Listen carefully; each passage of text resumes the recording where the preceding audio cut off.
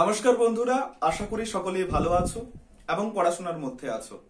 তোমাদের প্রত্যেককে এই পড়তে বসো চ্যানেলে স্বাগতম। এখানে আমরা বাংলা ভাষা ও সাহিত্যের বিভিন্ন বিষয় সম্পর্কে আলোচনা করে থাকি। আজ আমরা আলোচনা করব প্রেমেন্দ্র মিত্রের লেখা একটি কবিতা, পুরানো কাগজের ফেরিওয়ালা। কবিতাটি আলোচনা করার আগে প্রেমেন্দ্র মিত্র সম্পর্কে কিছু কথা বলতেই হয়। প্রেমেন্দ্র মিত্র হলেন এমনই একজন কবি যিনি রবীন্দ্র পরবর্তী ধারার এক বিশিষ্ট কবি। রবীন্দ্র পরবর্তী যুগে আমরা দেখতে পেয়েছিলাম বাংলা সাহিত্যে কল্লোল যুগ বলে একটি যুগের সৃষ্টি হয়েছিল। সেই কল্লোল যুগেরই এক প্রধান কবি ছিলেন প্রেমেন্দ্র মিত্র। আর এই কবিতাটা সম্পর্কে একটি তথ্য তোমাদের জানিয়ে রাখি, এই যে পুরানো কাগজের ফেরিওয়ালা, এই নামটি কিন্তু কবির দেওয়া নাম নয়। এই কবিতাটি কবির প্রথমা কাব্যগ্রন্থে রয়েছে। সেখানে এই কবিতাটির নাম রয়েছে কাগজ বিক্রি। কিন্তু পুরানো কাগজের ফেরিওয়ালা আমরা নামটা কেন জানছি? পুরানো কাগজের ফেরিওয়ালা এই নামটি পাওয়া যায় মাধুকরী সংকলনের যিনি সংকলক কালিদাস রায়, তার সংকলন থেকে। তাহলে চলো বেশি দেরি না করে শুরু করা যাক আজকের আলোচনা।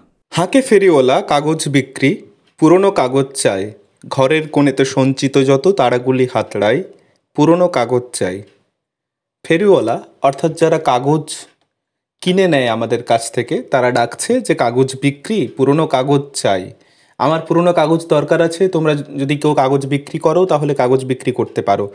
ঘরের কোণেতে সঞ্চিত যত তারাগুলি হাতড়াই। যখন এই ফেরিওয়ালা আসে তখন আমরা আমাদের ঘরের যে সমস্ত পুরনো কাগজ আছে সেই পুরনো কাগজগুলি হাতড়াচ্ছি। কবি হাতড়াচ্ছেন, পুরনো কাগজ চাই, বহুদিন ধরে জঞ্জাল বাড়ে শের দরে বেচি তাই। বহুদিন ধরে এই কাগজগুলো যেন, পুরনো দিনের যে কাগজ, সেই কাগজগুলি যেন ঘরের কোণেতে পড়ে আছে জঞ্জাল হয়ে, কোনো কাজে লাগছে না, যেন আবর্জনা হয়ে পড়ে আছে। সেগুলিকেই আজকে শের দরে বেচে ফেলবো। শের দর অর্থাৎ ওজন পরিমাপ করার একটি একক হচ্ছে শের, যেমন কেজি হয় সেরকমই হচ্ছে শের।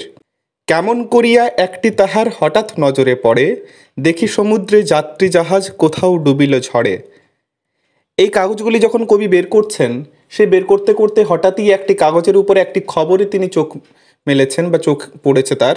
সেই খবরের কি লেখা আছে? সমুদ্রে যাত্রী জাহাজ ঝড়ে ডুবে পড়েছে। হঠাৎ নজরে পড়ে আবার কোথায় মানুষের মাথা বিকালো খুলির দরে।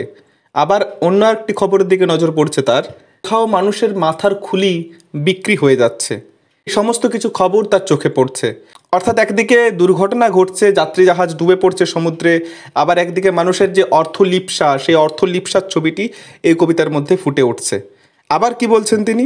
বলছেন, নিরুদ্দেশকে সন্তান লাগি ঘষিছে পুরস্কার, মৃত্যুঞ্জয় অমৃত কারা করিছে আবিষ্কার। কেউ যেন নিরুদ্দেশ হয়ে গেছে তার সন্তান, সেই সন্তানের জন্য পুরস্কার ঘোষণা করেছেন এই পাতাতে, খবরের পাতাতে। আমরা একটু চোখ মেললে দেখতে পাই যে খবরের কাগজে একটা নিরুদ্দেশের সারি থাকে, সেখানে নিরুদ্দেশের খবরগুলি ছাপা হয়, বিজ্ঞাপন দেওয়া হয় যেন। এরকমই একজন বিজ্ঞাপন দিয়েছেন তার সন্তান নিরুদ্দেশ হওয়ার জন্য এবং ঘোষণা করেছেন পুরস্কার। আবার মৃত্যুঞ্জয় অমৃতকারা করেছে আবিষ্কার।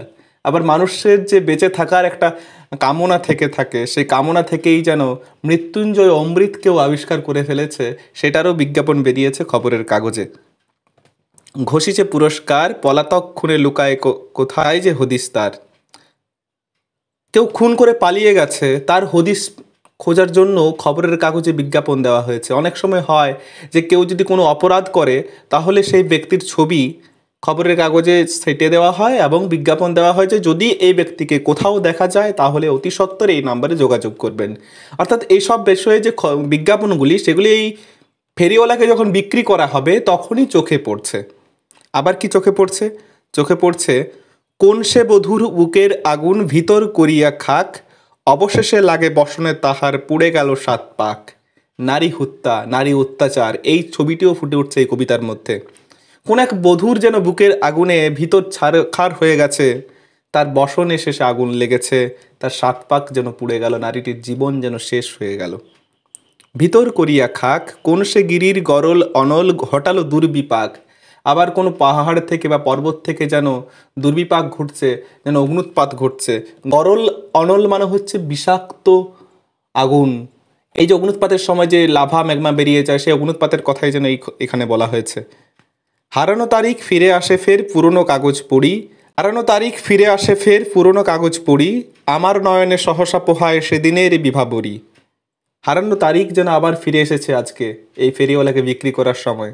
আসলে আমাদের জীবনে অনেক ঘটনা ঘটে, আমাদের নিত্যনৈমিত্তিক জীবনে এমন কিছু কিছু ঘটনা ঘটে যে ঘটনাগুলি আমাদের জীবনে সেই দিনটির ছাপ রেখে যায়, আর সেই দিনগুলির খবরটা খবরের কাগজে প্রকাশিত হয়।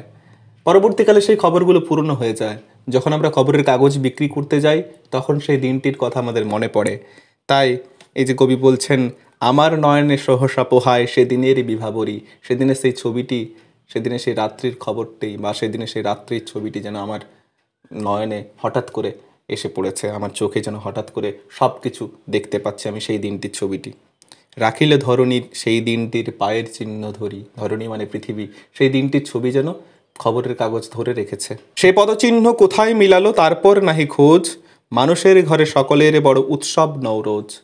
সেই দিনটি কোথায় হারিয়ে যায়, একটি তাৎপর্যপূর্ণ দিন, যে দিনটি খবরের কাগজের খবর হওয়ার জন্য গুরুত্বপূর্ণ ছিল, সেই দিনটি তারপর কোথায় যেন হারিয়ে যায়, কেউ খোঁজ রাখে না। আসলে মানুষের ঘরের তো নিত্য নৈমিত্তিক নতুন নতুন কিছু ঘটেই থাকে, তাই সব খবর মনে রাখা সম্ভব হয় না। তারপরে নাহি খোঁজ, যাত্রী জাহাজে ডুবিল যে বুঝি তারও ঘরে আজি ভোজ। এই যে যাত্রী জাহাজটি ডুবে গেছিল, তার কি যে পরবর্তীকালে কি হলো আমরা তার কোনো খোঁজ পেলাম না। তার ঘরেও হয়তো আজ কোনো ভোজ হচ্ছে, কোনো উৎসব হচ্ছে। রক্তে ছোপানো অশ্রুতে ভেজা পুরাতন যত খাতা, সব জঞ্জাল আজিকে হলেও রঙিন সুতোয় গাঁথা।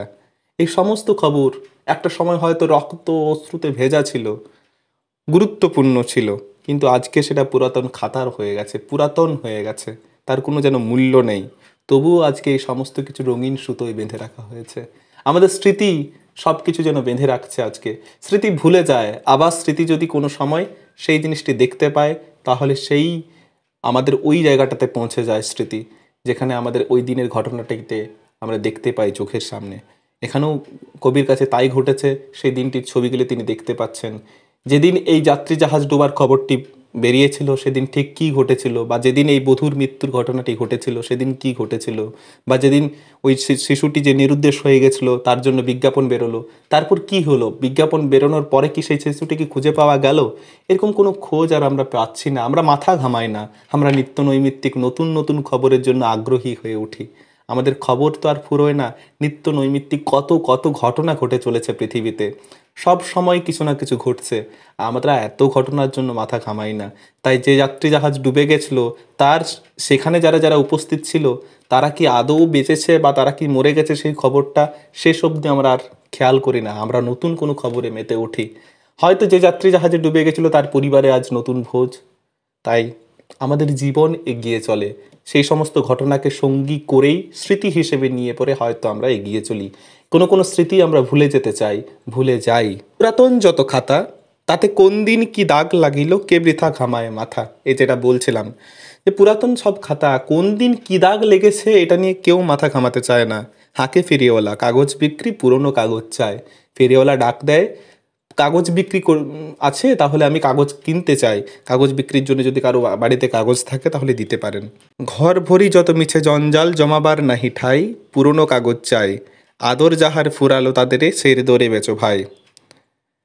ঘরের মধ্যে জঞ্জাল হিসেবে পড়ে রয়েছে সে সমস্ত কাগজ, সে সমস্ত কাগজকে আজ জমাবার জন্য কোনো জায়গা নেই, ঠাঁই নেই, জায়গা নেই। তাই যাদের আদর ফুরিয়ে গেছে, যাদের আর প্রয়োজন নেই, তাদেরকে সের দরে বেচে ফেলো ভাই, তাদের আজ কোনো গুরুত্বপূর্ণ নেই, কোনো গুরুত্ব নেই।